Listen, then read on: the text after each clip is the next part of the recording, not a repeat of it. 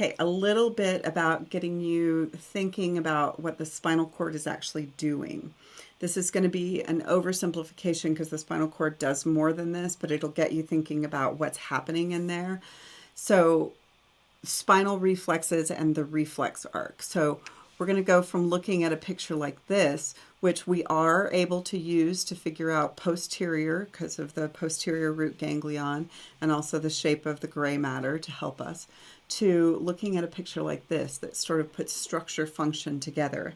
So if we're talking about like the simplest kind of stimulus response, like the patellar reflex, when a doctor smacks your patellar tendon with a mallet and you respond by kicking your leg, what's going on there? So where is that information going into the spinal cord? What's coming out? So this is going to be a really, really simple reflex, okay? So the parts of a reflex arc is, this one's a different reflex, but it would work with the patellar reflex. This one is poking a person with a pin and then they're responding to it. So I'm not talking about like heavy intellectual activity. I'm talking about stimulus response kind of reflexes. So in order to have what we call a reflex arc, you need a sensory receptor that can detect what you're doing.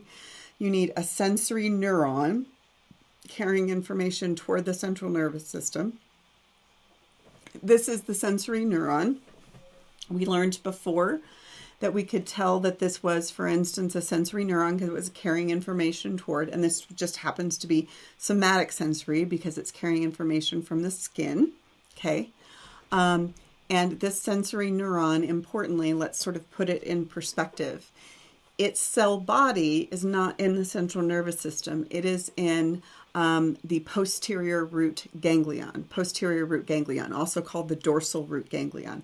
Now, it wouldn't have been by itself right there, but in this picture, they're just showing you one.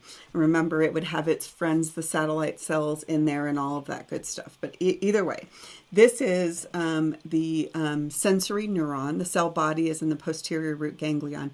And then the axons run through this root, which is the posterior root. So the posterior root of the spinal cord. We'll come back to roots and rami in just a minute. And then so that's what goes there, posterior root ganglion and then posterior root. And then if there is an interneuron in the middle, remember an interneuron is neither sensory nor motor, but between neurons, then there's going to be an interneuron in the middle, and the interneuron cell body would be in the gray matter of the spinal cord, right? Okay, because that's where you put neuron cell bodies if they're in the central nervous system. They're primarily in gray matter. And then what would happen is this one says, oh, you poked me with a pin, I am actually going to respond. Then it communicates with this guy, which is a motor neuron, which is going to carry information out away from the spinal cord. And specifically, because this is going to skeletal muscle, we know that this is a somatic motor neuron. Not testing you on that right here, just reinforcing what you've learned before. So the cell body of this motor neuron is generally going to be in this gray horn. Which gray horn is this? Is this anterior or posterior? This is the anterior gray horn of the spinal cord. And then the axon runs through the anterior root, right, to go to the effector organ or tissue, which in this instance is skeletal muscle. So this is a reflex, what we call a spinal reflex. Now, of course, what I'm saying here is that the decision-making process happens at the spinal cord level. So you're not really in voluntary control of it.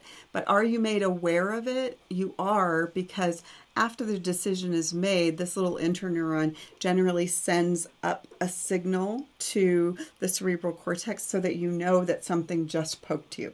But was your brain involved in responding to the poke? If it's a spinal reflex, no.